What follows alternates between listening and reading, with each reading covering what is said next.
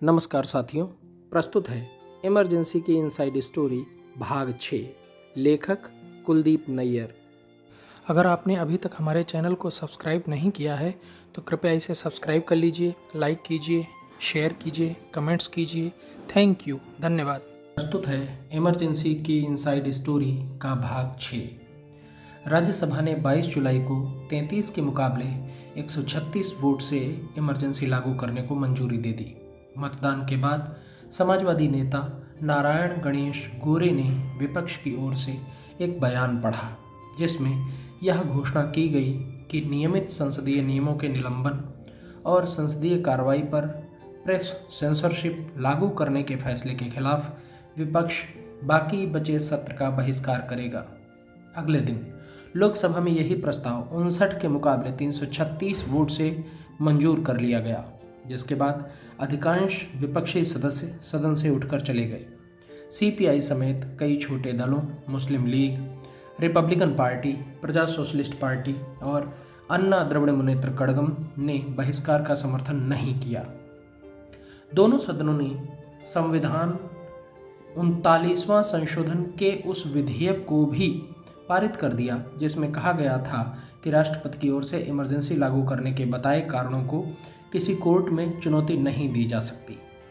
15 राज्यों की विधानसभाओं ने विशेष सत्र बुलाकर इसे 28-29 जुलाई को मंजूरी दे दी और राष्ट्रपति ने 1 अगस्त को इस पर अपनी सहमति जता दी। इमरजेंसी को कानून की स्वीकृति मिलना अनिवार्य था, लेकिन श्रीमती गांधी के दिलो दिमाग पर इलाहाबाद का फैसला सवार था। उनके आवास पर इमरजेंसी परिषद ने कानून के कुछ विशेषज्ञों से मशवरा किया और इस नतीजे पर पहुंचे थे कि इस वक्त जैसा कानून है उसके मुताबिक कोई भी जज उस फैसले से अलग फैसला नहीं दे सकता जो सिन्हा ने दिया था। पहली प्राथमिकता यह सुनिश्चित करना था कि इसका बुरा असर उनके भविष्य पर न पड़े। श्रीमती गांधी के वकीलों ने, यहाँ तक कि पालकीवाला ने भी कहा था कि सुप्रीम कोर्ट उन्हें चुनाव में भ्रष्ट आचरण के आरोप से मुक्त कर देगा। वे इस बात से भी सुकून महसूस कर रही थीं कि सुप्रीम कोर्ट के चीफ जस्टिस एन रे थे, जिन्हें उन्होंने समय से पहले नियुक्त कर दिया था। हेगड़े, जो 3 सुपरसीड किए गए जजों में से एक थे, उन्होंने कहा था कि श्रीमती गांधी एक अपील का रास्ता साफ कर रही थीं, जो उस सूरत में दायर की जा सकती है जब चुनावी याचिका पर फैसला उनके पक्ष में नहीं आया। फिर भी वे जोखिम नहीं उठाना चाहती थी। गोखले ने इलाहाबाद के फैसले को अमान्य करने के लिए एक विधेयक का मसौदा तैयार किया और उसे सिद्धार्थ रे के साथ ही रजनी पटेल को दिखाया, जो बॉम्बे के एक प्रगतिशील व्यक्ति थे और सबसे अच्छी स्कॉच व्हिस्की रॉयल सैल्यूट के सिवाय और कुछ भी नहीं पीते थे। वे श्रीमती गांधी के करीबी थे और जब भी वे उन्हें बुलाती थीं, दोनों विमान से उनके साथ विचार विमर्श के लिए पहुंच जाते थे। हालांकि संजय उन्हें पसंद नहीं करते थे और उनके खिलाफ कार्रवाई की राह देख रहे थे। एक बार इस प्रगतिशील समूह ने एक ऐसे कानून का सुझाव दिया कि किसी सदस्य पर पाबंदी की अवधि संसद के जीवन अवधि के समान होनी चाहिए। इसका मतलब यह था कि अगर सुप्रीम कोर्ट ने श्रीमती गांधी की याचिका खारिज कर दी तो प्रधानमंत्री संसद को भंग कर चुनावों में जा सकती थी, लेकिन सब इससे सहमत नहीं थे। संजय चुनाव के सख्त खिलाफ थे। यूनुस ने कहा उन्हें 5 वर्षों तक चुनाव की बात सोचनी भी नहीं चाहिए। सरकार ने 4 अगस्त को लोकसभा में एक विधेयक पेश किया, जिसमें इलाहाबाद हाई कोर्ट के फैसले को पिछली तारीख से अमान्य घोषित करने का प्रयास किया गया। चुनावी कानून को लेकर भी अनेक संशोधन प्रस्तावित थे। पहला, अब किसी भी सरकारी सेवक को चुनावों के दौरान अपनी सरकारी ड्यूटी निभाने के साथ ही राजनीतिक उम्मीदवारों का सहयोग करने से नहीं रोका जा सकता था। इसका मतलब यह हुआ कि श्रीमती गांधी की ओर से चुनावी बैठकों के लिए मंच बनाने तथा लाउड स्पीकरों एवं बिजली का इंतजाम करने के लिए अफसरों के इस्तेमाल को नज़रअंदाज कर दिया जाए। दूसरा, सरकारी गजट का प्रकाशन किसी भी केंद्र या राज्य सरकार के कर्मचारी की नियुक्ति, इस्तीफे, बर्खास्तगी या हटाए जाने का स्पष्ट सबूत होगा। इसका उद्देश्य उस दूसरे आरोप को अमान्य करना था जो श्रीमती गांधी पर लगाया गया था, जिसके मुताबिक एक सिविल सेवक यशपाल कपूर सरकार से इस्तीफा देने से पहले ही उनके चुनाव प्रचार के मैनेजर बन गए। 3, चुनाव के खर्चों और अन्यथा के लिए नामांकन की तिथि जोड़े जाने का बिंदु होगी। इसे एक तरफ तो यह सुनिश्चित करने के लिए तैयार किया गया था कि सुप्रीम कोर्ट यह आदेश न दे सके कि श्रीमती गांधी अपने चुनाव प्रचार पर 35,000 रुपये की तय सीमा से अधिक खर्च न करें, और दूसरी तरफ यह कि चुनाव लड़ने की घोषणा को विचार के लिए प्रासंगिक तिथि न मान लिया जाए। पीटीआई और यूएनआई दोनों ने ही विधेयक को पूरे विस्तार और महत्व के साथ प्रसारित किया, लेकिन सेंसर ऑफिस के आदेश पर दोनों ने ही अपनी कॉपी वापस ले ली और एक दूसरी प्रति जारी की, जिसमें रिपोर्ट को बहुत संक्षेप में रखा गया, जिसमें श्रीमती गांधी का कोई जिक्र ही नहीं था। उस विधेयक को लोकसभा ने एक संशोधन के साथ 5 अगस्त को पास कर दिया। इसमें प्रावधान था कि चुनाव में भ्रष्ट आचरण के लिए अयोग्य ठहराए गए प्रत्येक व्यक्ति का मामला राष्ट्रपति के पास जाएगा और वे चुनाव आयोग की सलाह के बाद ही यह तय करेंगे कि अयोग्यता रहनी चाहिए या नहीं, और रहनी चाहिए तो कितने दिनों तक। एक प्रकार से चुनाव आयुक्त का अधिकार राष्ट्रपति के हाथों में चला आया था। इसमें भी एक महत्वपूर्ण बिंदु था, क्योंकि आगे चलकर सरकार ने संविधान में एक संशोधन किया जिसमें कहा गया कि राष्ट्रपति मंत्रिपरिषद की सलाह मानने के लिए बाध्य हैं, उनके पास दूसरा कोई चारा नहीं होगा। अयोग्यता पर लाया गया विधेयक आवश्यक था, लेकिन उससे भी कहीं अधिक आवश्यक था प्रधानमंत्री के चुनाव को लेकर होने वाले किसी भी विवाद को चुनाव आयोग के अधिकार क्षेत्र से बाहर ले जाने वाला कानून। मानो यह बात सरकार को सूझी ही नहीं थी, और इस कारण श्रीमती गांधी और उनके सलाहकारों ने इसे कांग्रेस पार्टी के एक बैक वेंचर से उठवाया। उसने अयोग्यता विधेयक पर चर्चा के दौरान कहा कि कुछ चयनित दफ्तरों को न्यायिक जांच से मुक्त रखा जाना चाहिए। गोखले ने इस विचार का स्वागत किया। 24 घंटे के भीतर ही कानून की शक्ल दी और 7 अगस्त को संविधान का 40वां संशोधन विधेयक पेश किया, जिसमें एक नए प्राधिकार का प्रस्ताव था जो किसी भी कोर्ट के दायरे से बाहर होगा, जो राष्ट्रपति, उपराष्ट्रपति, प्रधानमंत्री और लोकसभा स्पीकर के चुनाव के मामलों को देखेगा। इसका उद्देश्य पूरी तरह से यह तय करना था कि किसी भी चुनाव याचिका से श्रीमती गांधी पर असर न पड़े। अन्य लोगों को इस कारण शामिल किया गया ताकि यह न लगे कि इस विधेयक को केवल श्रीमती गांधी को बचाने के लिए लाया जा रहा है। कुछ मुख्यमंत्रियों ने नई दिल्ली फोन घुमाया और पूछा कि क्या उन्हें भी प्रधानमंत्री जैसा माना जाएगा। उनके मामले पर विचार करने के लिए अब समय नहीं था। हमेशा की तरह कांग्रेस पार्टी के अधिकांश सदस्य मंत्रमुग्ध थे और उन्होंने विधेयक पर कोई आपत्ति नहीं जताई। यहाँ तक कि अगर अंतरात्मा कचोट भी रही होगी तब भी उन्होंने उसका कोई संकेत नहीं दिया। लेकिन कुछ लोग थे जिन्होंने इसके खिलाफ अपनी आवाज़ उठाई। कमज़ोर पड़ चुके विपक्ष की ओर से मोहन धारिया ने कहा, इलाहाबाद हाई कोर्ट के फैसले से बचने के लिए इस विधेयक को लाया जा रहा है। इतने अभद्र तरीके से इसे लाने की जल्दी क्या है? क्या इस वजह से क्योंकि प्रधानमंत्री के केस की सुनवाई 11 अगस्त को होगी? निस्संदेह रूप से यह अनुचित जल्दबाजी ही थी कि उस विधेयक को 7 अगस्त की सुबह 11 बजे लोकसभा में पेश कर दिया गया और आपत्तियों तथा किसी भी बिल के सर्कुलेशन की न्यूनतम अवधि की आवश्यकताओं को निरस्त कर सरकार ने इसे सुबह 11:08 पर पेश किया। वह बिल दोपहर 1:50 पर पास हो गया। क्लॉज दर क्लॉज चर्चा और आवश्यक रूप से 3 बार पढ़े जाने के बाद राज्यसभा ने अगले दिन 1 घंटे के भीतर उसे पास कर दिया, जबकि इसके खिलाफ किसी ने कुछ नहीं कहा। राज्य की विधानसभा में कांग्रेस बहुमत में थी। उन्हें 8 अगस्त को बुलाया गया। अगले दिन आवश्यक अनुमोदनों के बाद 10 अगस्त को राष्ट्रपति ने उसे स्वीकृति दे दी। सुप्रीम कोर्ट में श्रीमती गांधी की अपील की सुनवाई के एक दिन पहले सब कुछ हो गया। इससे पहले कि 40वां संशोधन विधेयक कानून बनता, आधिकारिक रूप से यह 39वां ही था, कुछ कांग्रेस सांसदों ने एक और खामी को दूर किया। इस आशंका को देखते हुए कि विपक्ष में से कोई कोर्ट जा सकता है और विधेयक पर स्टे लेकर आ सकता है, उन्होंने राज्यसभा को 9 अगस्त को बुलाया और उस संविधान संशोधन विधेयक 41वां को पास कराया, जिसमें कहा गया कि ऐसे किसी व्यक्ति के खिलाफ आपराधिक कार्रवाई शुरू नहीं की जा सकती जो राष्ट्रपति, उपराष्ट्रपति और प्रधानमंत्री रह चुका हो। राष्ट्रपति को शामिल किया जाना इत्तेफाक था, क्योंकि संविधान ने अनुच्छेद 361 में इसका ख्याल पहले ही रख लिया था। उस विधेयक का लक्ष्य वास्तव में प्रधानमंत्री को बचाना था। सुप्रीम कोर्ट में जब उनके खिलाफ चुनाव याचिका स्वीकार कर ली तब इसे समाप्त हो जाने दिया गया। तब तक मकसद पूरा हो चुका था। अब चूंकि प्रासंगिक कानून पास हो चुका था, इस कारण सबका ध्यान श्रीमती गांधी की सुप्रीम कोर्ट में की गई अपील पर टिक गया। सबसे पहले अनावश्यक और प्रतिकूल प्रचार को रोकना था। मुख्य press sensor Harry D Penha ने अखबारों, समाचार एजेंसियों और अन्य को खास तौर पर आदेश दिया कि कार्रवाई से जुड़ी कोई भी चीज़ उनके दफ्तर की ओर से ही हरी झंडी मिले बिना जारी न की जाए।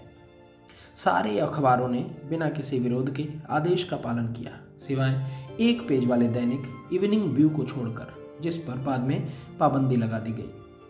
चीफ जस्टिस ने भी सुप्रीम कोर्ट की कार्रवाई को सेंसर करने वाले आदेश पर आपत्ति जताई। उस कोर्ट के इतिहास में ऐसा कभी नहीं हुआ था। वास्तव में वे उस कार्रवाई में शामिल होने वाले या उसे सुनने वाले वकीलों की जांच पड़ताल के पक्ष में थे, क्योंकि उस आदेश का इतना जोरदार विरोध हुआ और कोर्ट के बहिष्कार की चेतावनी मिली कि उन्होंने उसे लागू नहीं किया। अपील की सुनवाई के लिए 11 अगस्त को चीफ जस्टिस की अध्यक्षता में 5 जजों वाली बेंच बैठी। शांति भूषण, जो एक ओजस्वी वकील थे जिन्होंने इलाहाबाद में राजनारायण का केस लड़ा था, ने सुप्रीम कोर्ट में उसे आगे बढ़ाया, जबकि पूर्व कानून मंत्री अशोक सेन श्रीमती गांधी के वकील थे। सेन ने कोर्ट से कहा कि 39वें संविधान संशोधन अधिनियम को देखते हुए वह इलाहाबाद हाई कोर्ट के फैसले को पलट दें। हालांकि शांति भूषण ने कहा कि कोर्ट को पहले यह तय करना चाहिए कि यह संशोधन संवैधानिक है या नहीं। कुछ लोगों को कानून से ऊपर रखकर 39वें संशोधन ने एक व्यक्ति से दूसरे व्यक्ति के बीच ऊंचे ओहदे के आधार पर भेदभाव किया है। यह कानून के शासन की अवधारणा को ही नष्ट करता है और संसद की यह घोषणा कि हाई कोर्ट का फैसला निरर्थक था, कार्यपालिका, संसद और न्यायपालिका की शक्तियों को अलग अलग किए जाने के सिद्धांत के भी खिलाफ थी। उन्होंने यह भी कहा कि हाल में होने वाली संसद की सारी कार्रवाई अमान्य है, क्योंकि कई सदस्यों को अवैध रूप से गिरफ्तार किया गया और कार्रवाई में शामिल होने से रोका गया। नीरेन डे, जो लज्जाजनक रूप से सरकार समर्थक अटॉर्नी जनरल थे, ने दलील दी कि चुनाव विवादों की समीक्षा न्यायपालिका की अनिवार्य विशेषता नहीं है और यह कहा कि अधिकांश पश्चिमी लोकतंत्रों में चुनावी मुद्दे विशेष रूप से विधायिका की शक्ति के अधीन आते हैं।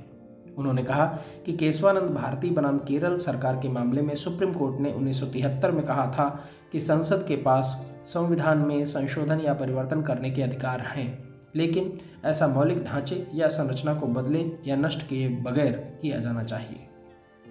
मुख्य न्यायाधीश A.N. रे ने कहा कि संविधान संशोधन पर आदेश देने से पहले कोर्ट श्रीमती गांधी की याचिका के महत्व और तथ्यों पर दलील सुनेगा। गांधी सुप्रीम कोर्ट में दी जाने वाली दलीलों से चिंतित नहीं थी। संविधान संशोधन ने जो कसर बाकी रखी थी उसे उनके वकील पूरी कर देंगे। उनकी चिंता पड़ोस में ही बांग्लादेश में हाल ही में होने वाली घटना को लेकर थी। शेख मुजीबुर रहमान और उनके परिवार के अधिकांश सदस्यों की 14 अगस्त को हत्या कर दी गई। न तो रॉ न ही किसी अन्य एजेंसी को इस घटना की पहले से थोड़ी सी भी भनक थी। श्रीमती गांधी के लिए वे एक बार फिर विफल साबित हुए। वास्तव में उसी दिन से संजय गांधी ने रॉ को रिलेटिव्स ऑफ वाइफ्स एसोसिएशन अर्थात पत्नियों के रिश्तेदारों का संघ कहना शुरू कर दिया था, क्योंकि संगठन में टॉप रॉ ऑफिसर्स के कई रिश्तेदार थे। श्रीमती गांधी ने बांग्लादेश को लेकर पहले से ही खुफिया जानकारी न होने पर रॉ चीफ रामजी काओ से भी नाराजगी जताई थी। उनकी चिंता इस बात को लेकर थी कि अगर इंटेलिजेंस बांग्लादेश में फेल हो सकता है तो यह भारत में भी उन्हें धोखा दे सकता है। बेशक मुजीब की मौत से श्रीमती गांधी काफ़ी आहत थी, खासकर इस वजह से क्योंकि दोनों नेता अधिनायकवाद के एक जैसे रास्ते पर चल पड़े थे। मुजीब ने जब संविधान को भंग कर एक निरंकुश अधिकार अपने हाथों में ले लिए, तब जेपी ने दिल्ली में 11 फरवरी को सभी विपक्षी दलों की एक बैठक बुलाई थी और उन्होंने कहा था कि यह शायद उसका एक रिहर्सल हो सकता है जिसका सामना उन्हें भारत में करना पड़े और उन्हें इसके लिए तैयार रहना चाहिए।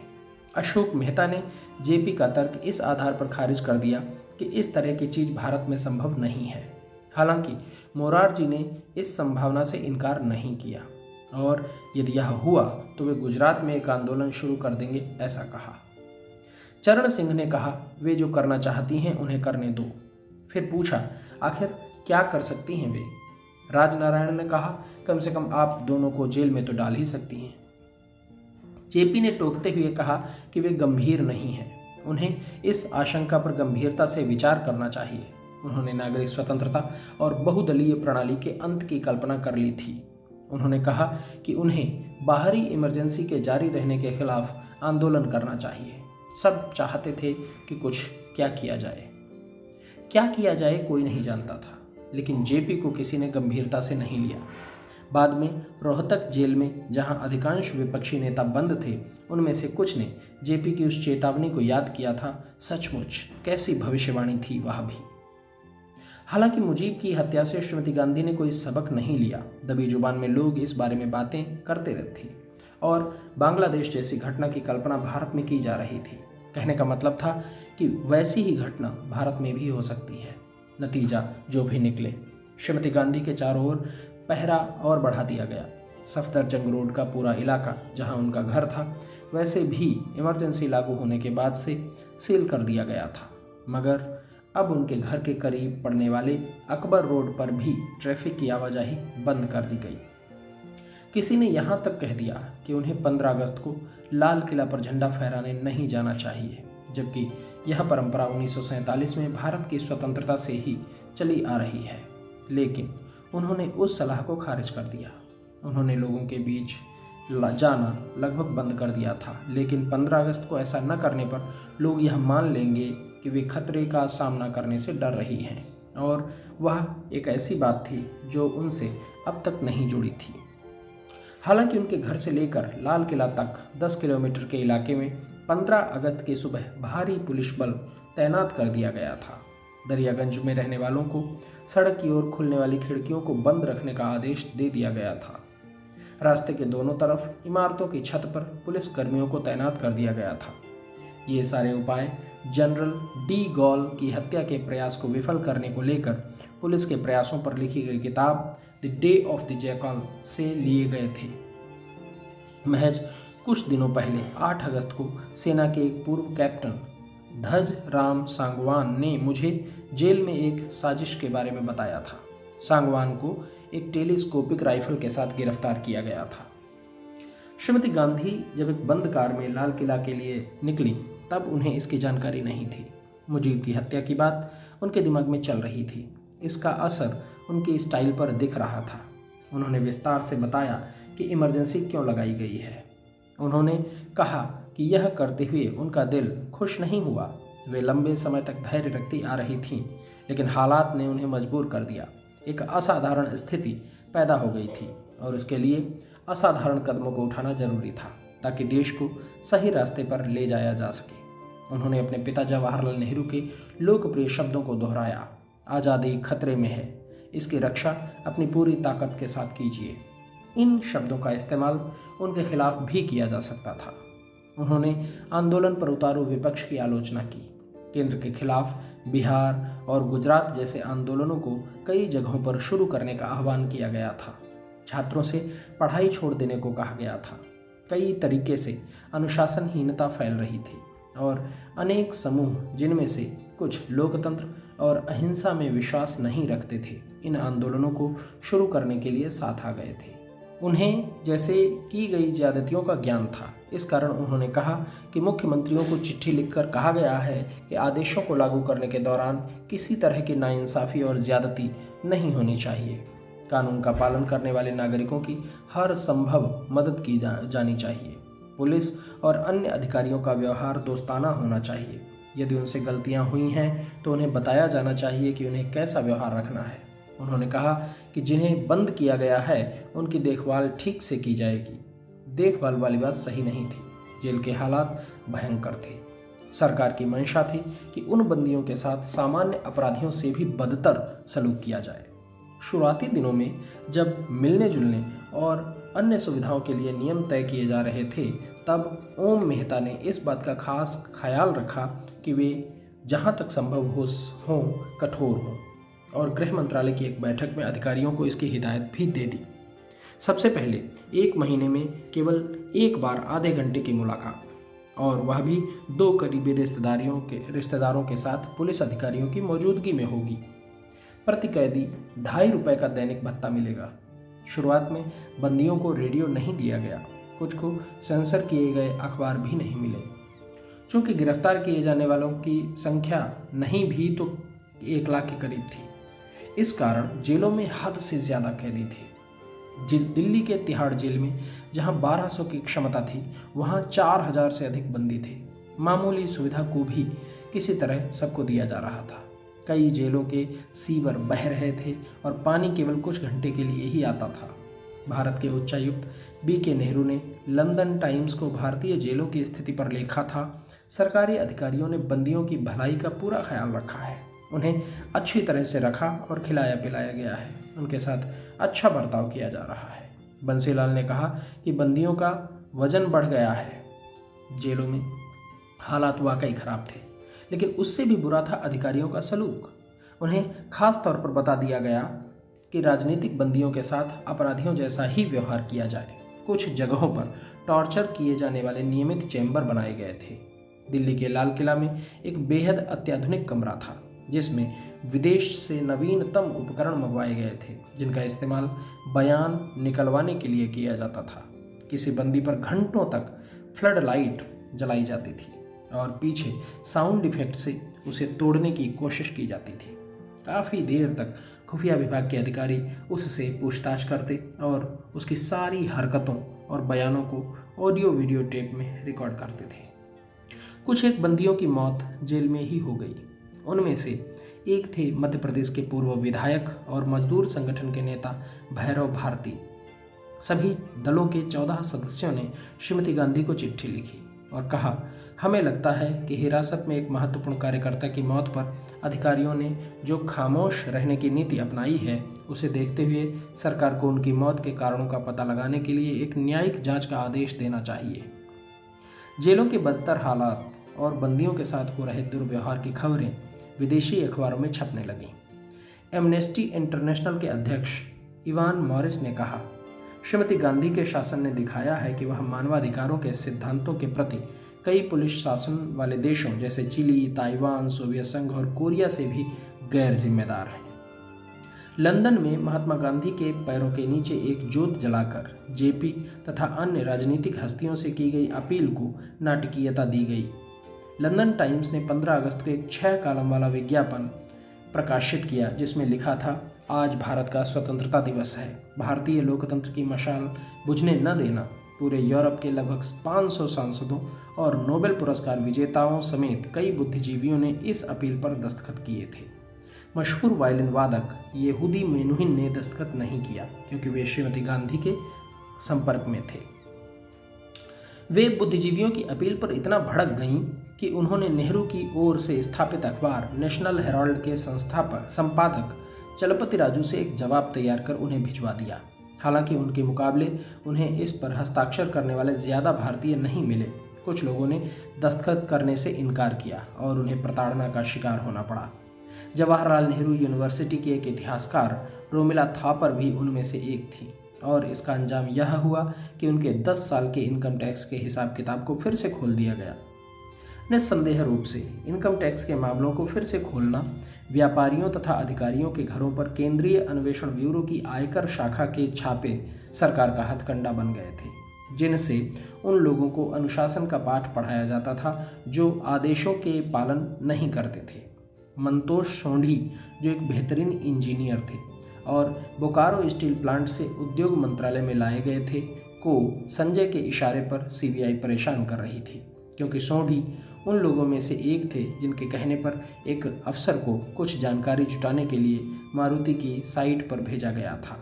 जानकारी से कोई नुकसान होने वाला नहीं था और उसकी ज़रूरत संसद में एक प्रश्न का जवाब देने के लिए थी। तत्कालीन मंत्री पई ने कैबिनेट से इस्तीफा देने की धमकी देकर उन्हें बचा लिया। आयकर के बकाये का डर पैदा कर लोगों को परेशान करने का हथकंडा और भी बुरा हो गया जब वित्त मंत्रालय को 2 हिस्सों में बांट दिया गया। इनकम टैक्स, एक्साइज और बैंकिंग को एक स्वतंत्र विभाग में तब्दील कर दिया गया था, जिसकी जिम्मेदारी प्रणब मुखर्जी को सौंपी गई थी, जो अब संजय के खास लोगों में शामिल हो चुके थे और तत्परता से उनके आदेशों को लागू करते थे। वित्त मंत्रालय के बंटवारे से कमजोर वित्त मंत्री सी सुब्रमण्यम को दिल का दौरा पड़ गया। जो उस वक्त भी श्रीमती गांधी के साथ खड़े रहे जब दक्षिण के सबसे कद्दावर नेता के कामराज ने पुराने नेताओं का समर्थन किया था और जिसने कांग्रेस ओ का रूप ले लिया था। सुब्रमण्यम ने श्रीमती गांधी से कहा था कि मारुति परियोजना की जैसी योजना बनाई गई है वह उस रूप में तैयार नहीं होगी। उनकी मौजूदगी में वे संजय को घंटों यह समझाते रहे कि वे बिड़ला को अपनी परियोजना में लें जो भारत में कारों के एक निर्माता थे। संजय सुब्रमण्यम की बेधड़क सुझाव देने की आदत को पसंद नहीं करते थे और उनके प्रति दुर्भावना रखते थे। हालांकि बहुत बाद में संजय ने बिड़ला को अपनी फैक्ट्री से जोड़ने की उनकी सलाह को मान लिया। इमरजेंसी शासन के जब 2 महीने बीत गए तब श्रीमती गांधी के चारों ओर व्यक्तित्व का एक पंथ बनने लगा। पूरे देश में उनकी तस्वीर पनपने लगी। उनके 20 सूत्री कार्यक्रम का जाप मंत्र की तरह किया जाने लगा। तमाम प्रमुख विश्वविद्यालयों की ओर से इंदिरा स्टडी सर्कल का आयोजन किया गया और इंदिरा ब्रिगेड में स्वयं सेवकों की संख्या बढ़ने लगी और मशहूर पेंटर हुसैन की ओर से श्रीमती गांधी को देवी के रूप में दिखाने वाली तस्वीर पूरे देश में आधिकारिक रूप से प्रदर्शित की जा रही थी। इमरजेंसी वाली श्रीमती गांधी ऐसी देवी थीं जो एक हट्टे कट्टे और गरजते बाघ पर सवार थी, न कि शेर पर, जैसा कि पौराणिक कथाओं में बताया गया है। कांग्रेस पार्टी की आधिकारिक पत्रिका सोशलिस्ट इंडिया में श्रीमती गांधी पर कई लेख छपे। एक लेख का शीर्षक था, आखिर क्यों हमें श्रीमती गांधी पर पूरा विश्वास और भरोसा होना चाहिए। उनका गुणगान करने वाले लेख हर तरफ दिखने लगे और विदेशी पत्रिकाओं और अखबारों में जो छपे उन्हें खुलकर दोबारा छापा गया। कनाडा की एक पत्रिका के लेख में लिखा गया, प्रधानमंत्री इंदिरा गांधी की बुद्धिमानी भारत की बुद्धिमानी है। श्रीमती गांधी ने स्वयं भी एक हिंदी पत्रिका के लिए मेरी सफलता का रहस्य विषय पर लेख लिखा। उन्होंने कहा कि बचपन में उनकी टीचर ने उनसे पूछा कि वे क्या बनना चाहेंगी। तब उनका जवाब था, मैं जोन ऑफ आर्क जैसी बनना चाहती हूँ। इतिहास बेशक यह दर्ज करेगा कि आखिरकार वे क्या बनी। अधिकांश पत्रिका, खासकर छोटे प्रकाशनों की पत्रिका ने सरकारी विज्ञापन पर निर्भरता के कारण घुटने टेक दिए। अखबार लगभग सरकारी गजट बन गए या श्रीमती गांधी की चमचागिरी करने वाले समर्थक। हालांकि जब इंडियन एक्सप्रेस जैसे कुछ दैनिकों ने सेंसरशिप के खिलाफ सिर उठाने का प्रयास किया तो सरकार ने उन पर कई तरह से दबाव बनाया। अखबार के मालिक रामनाथ गोयनका, जो एक साहसी मारवाड़ी थे, को धमकी दी गई कि यदि वे नहीं झुके तो उनके बेटे और बहू को मीसा के अंतर्गत बंद कर दिया जाएगा और उनके अखबारों के समूह की नीलामी कर दी जाएगी। गोयनका को द इंडियन एक्सप्रेस के बोर्ड ऑफ डायरेक्टर्स का पुनर्गठन कर समझौता करना पड़ा, जिसमें अधिकांश नामित लोग सरकार के थे। के बिड़ला, जो संजय के करीबी थे, चेयरमैन बन गए। द स्टेट्समैन को इस कारण सजा दी गई कि उसने पहले पन्ने पर श्रीमती गांधी की फोटो पर्याप्त संख्या में नहीं छापी। अखबार को यह आदेश दिया गया कि अब से वह सारे पन्नों को सेंसरों की अनुमति के लिए भेजे। पन्नों को सुबह 8 बजे ही स्वीकृत मिलती थी, यानी सोकर उठने के कई घंटे बाद। यह देरी जानबूझकर की जाती थी ताकि अखबार के छपने में देरी हो और उसकी बिक्री चौपट हो जाए। वैसे भी प्रेस ज़्यादा मुसीबत खड़ी नहीं कर रहा था, उस पर लगाम पूरी तरह कस दी गई थी। संजय का ध्यान अवैध ढांचों को गिराना या दिल्ली के सौंदर्यीकरण की योजना पर था। राजधानी के सारे रेहड़ी वालों पर पाबंदी लगा दी गई, यहाँ तक कि जामा मस्जिद के करीब यादगार निशानी के तौर पर बने छोटे स्टॉल को भी ध्वस्त कर दिया गया। उन व्यापारियों को जो वहाँ दशकों से थे, शहर के बाहर स्टॉल लगाने को कहा गया, लेकिन वहाँ उन्हें ग्राहक नहीं मिलता। जामा मस्जिद के हटाए गए व्यापारियों ने इंदर मोहन से संपर्क साधा, जो सूचना और प्रसारण मंत्रालय का एक कर्मचारी था और जिसने पहले भी उनकी मदद की थी। उसे बताया गया कि संजय ही सारे फैसले करते हैं। इंदर संजय से मिलने पहुंचा, लेकिन उन्होंने कोई मदद नहीं की। उसी शाम 11 पुलिस वाले इंदर के घर में दाखिल हुए, उसे पीटा और घसीटते हुए बाहर ले गए। इंदर ने जब अपनी गिरफ्तारी की वजह पूछी तो उसे बताया गया कि एक आदेश बहुत ऊपर से आया है। बाद में एक बार फिर उसकी पिटाई की गई और 3 दिन बाद एक वकील ने उसे छुड़ाया। संजय यह बता देना चाहते थे कि कोई भी उनके रास्ते में नहीं आ सकता, और यह बात वे बड़ी अच्छी तरह साबित कर देते थे। यहाँ तक कि विरोध के उस प्रतीक को भी कुचल दिया गया भले ही उसने एक बार फिर सिर उठाया जब अप्रैल 1976 में तुर्कमान गेट के इलाके को ध्वस्त किया गया। करनाल, रोहतक, भिवानी और गुड़गांव में झुग्गियों को वहां रहने वालों का वैकल्पिक इंतजाम किए बिना ही गिरा दिया गया। लखनऊ में लगभग 10,000 घरों को गिरा दिया गया, यहाँ तक कि प्रार्थना स्थलों को भी नहीं बख्शा गया। शायद जामा मस्जिद के आसपास हुई तोड़फोड़ के खिलाफ गुस्से का मस्जिद के इमाम की ओर से नमाज के बाद की तकरीर में दिए गए संदेश से संबंध था। उन्होंने अपने लोगों से कहा कि वे तानाशाही शासन का सम्मान न करें। 15 अगस्त को जब श्रीमती गांधी लाल किला की प्राचीर से बोल रही थीं, तब उनके साथ लगातार उसकी बहस उन लाउड स्पीकरों के जरिए छिड़ी थी जिन्हें उसने मस्जिद के ऊपर लाल किला के सामने की तरफ लगा रखा था।